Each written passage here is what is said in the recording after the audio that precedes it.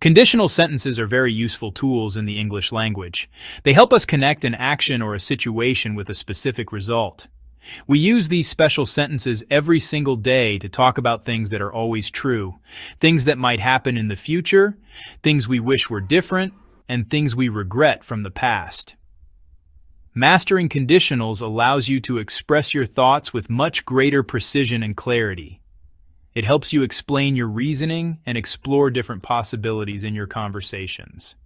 Every conditional sentence is built from two essential parts. The first part is called the if clause. It introduces the condition or the hypothetical situation. The second part is known as the main clause. It describes the result or consequence of that condition. You have some flexibility in how you arrange these two parts. You can start the sentence with the if clause, but if you do, you must place a comma after it to separate it from the main clause. For example, if the weather is nice, we will go to the park. Notice the small pause indicated by the comma. Alternatively, we will go to the park if the weather is nice. When you structure your sentence this way, you do not need a comma. The word if itself provides the connection, and the meaning stays the same. We use the zero conditional to talk about facts, general truths, and scientific laws. These are situations where one thing always causes another thing to happen. One thing causes another. It always happens. It is a rule that does not change. Think of it as a statement of absolute certainty. With the zero conditional, you explain a cause and effect relationship that is universally true. It happens every single time without exception. The rule is simple and easy to remember. Use the present simple in the if clause and the present simple in the main clause. Structure. If plus present simple, present simple. This reinforces that the result is always true whenever the condition is met. Not future or past, a timeless fact. Example, if you drop a glass, it breaks. That is a general truth we all understand. It does not mean one specific moment. It means any time you drop a glass. Let us look at more examples to make this rule clear. If you mix yellow and blue, you get green. Color mixing fact, always true. If plants do not get sunlight, they turn yellow. Biological process happens every time. Negative form. If you do not eat, you feel hungry. Question form. What happens if you press that button? If you press that button, the light turns on. These are reliable, predictable outcomes. You can form questions and short answers too. The first conditional is the perfect tool for talking about real and possible situations in the future. We use it when we believe a future condition is likely, and we want to talk about the probable result. This conditional is about making plans, predictions, warnings, and promises. It connects a possible future action to a likely future outcome. When you discuss weekend plans, you are often using the first conditional. You decide what you will do based on conditions like the weather or an invitation. Use present simple in the if clause and will plus base verb in the main clause.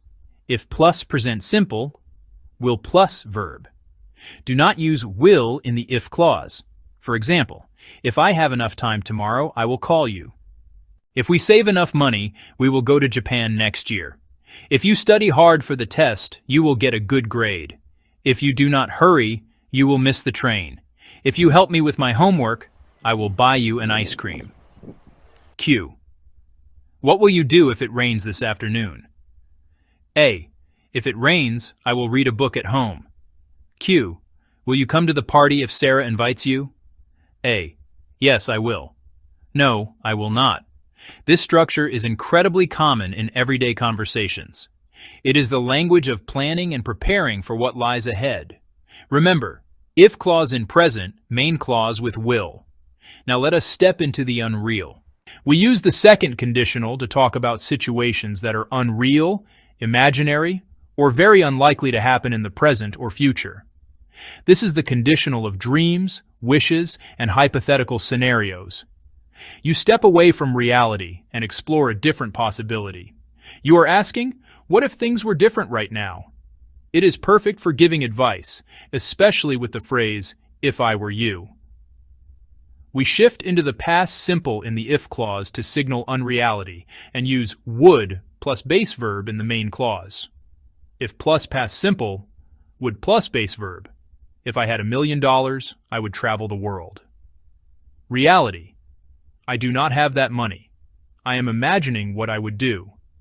If I were you, I would talk to the manager. If I knew her phone number, I would call her.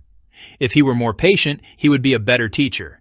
Using where for all subjects in formal if clauses is common and correct. Q.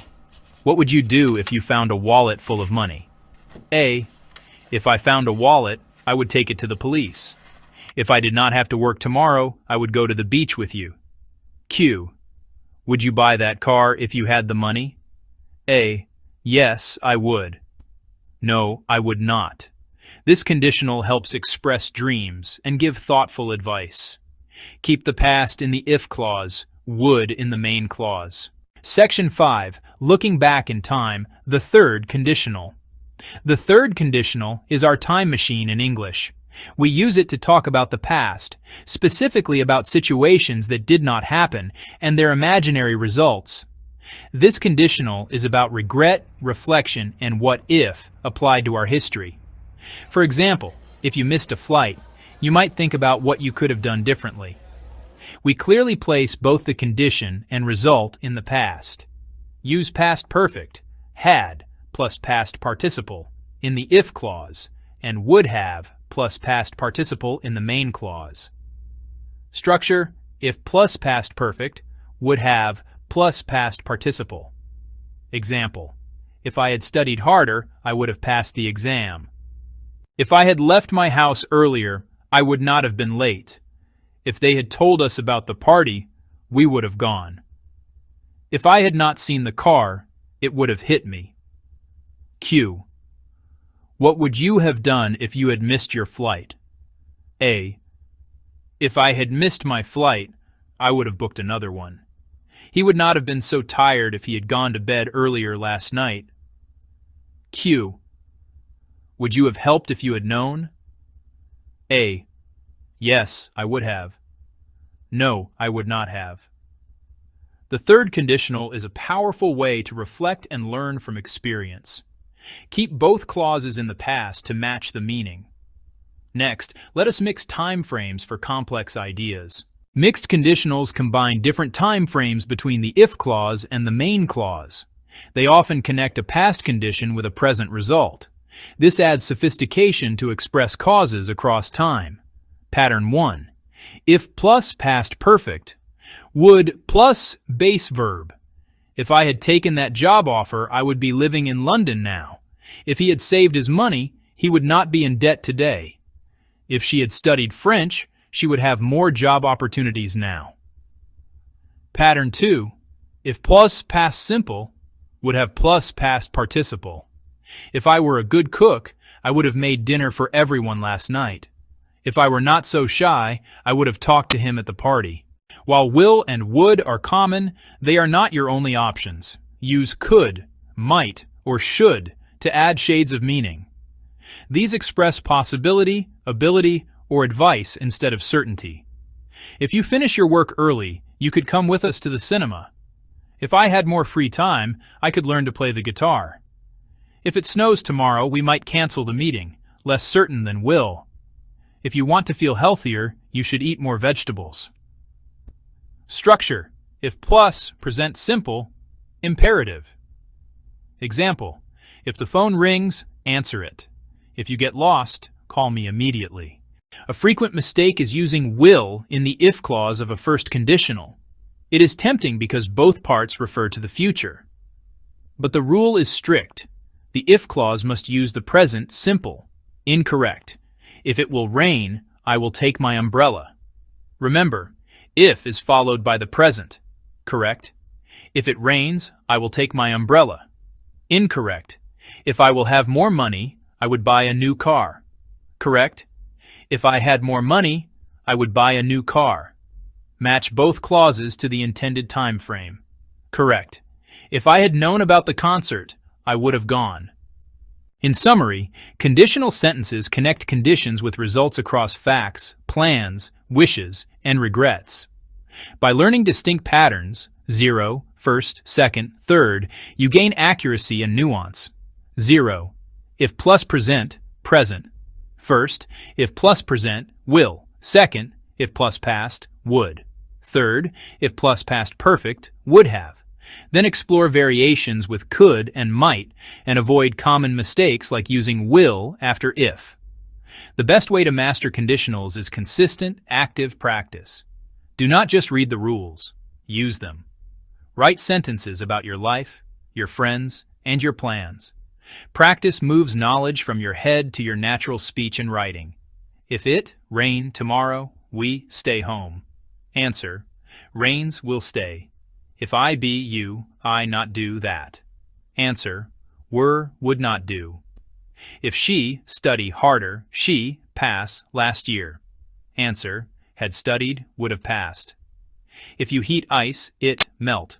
Answer: melts.